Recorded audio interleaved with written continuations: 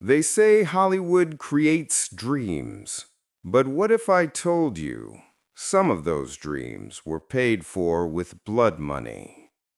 This isn't just another story about the Mafia. It's about the secret handshake between organized crime and America's most glamorous industry, Hollywood.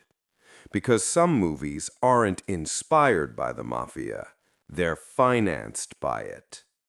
Let's rewind to the 1940s, the golden age of Hollywood.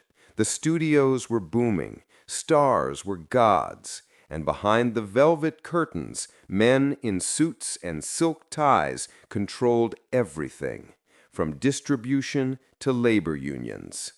Enter the mob. You see, organized crime didn't start in the movie business, but it understood business.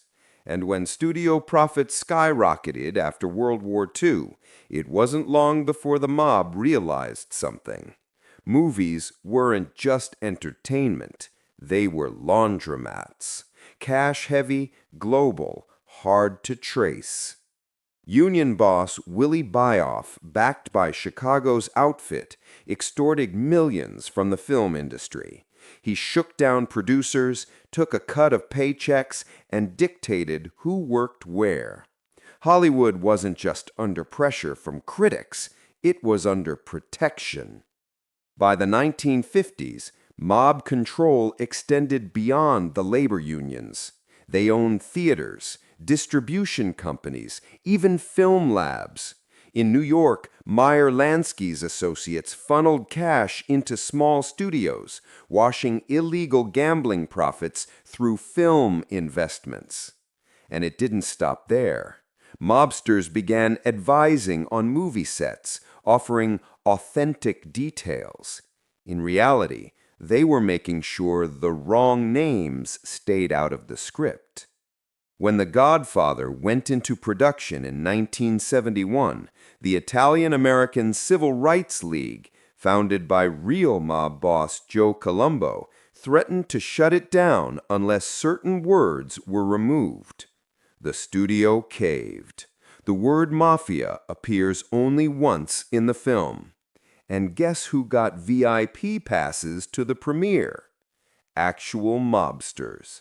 Some even appeared in the movie itself. The Godfather didn't just change cinema, it changed the Mafia. After the film's release, real-life mobsters started dressing and talking like the Corleones. They quoted Brando. They mimicked Pacino. Even FBI agents noted how organized crime families adopted the movie's language. Family, business, respect. The line between fiction and reality blurred. Hollywood had glamorized the underworld, and the underworld loved it. Movies like Scarface, Goodfellas, and Casino didn't just depict the Mafia, they educated it. Young gangsters studied these films like textbooks, learning how to talk, how to intimidate, even how to dress. Now, let's talk money again. Throughout the 70s and 80s, as Hollywood became more global, it also became more desperate for cash. Enter a new kind of silent investor, independent producers with suspiciously deep pockets. FBI documents later revealed connections between mob-linked financiers and several film projects in Los Angeles and Las Vegas. In one case, a movie about organized crime was partly funded with skimmed casino money, art imitating life, and life paying the bills. There's a reason the Department of Justice once referred to Hollywood as the perfect ecosystem for financial camouflage.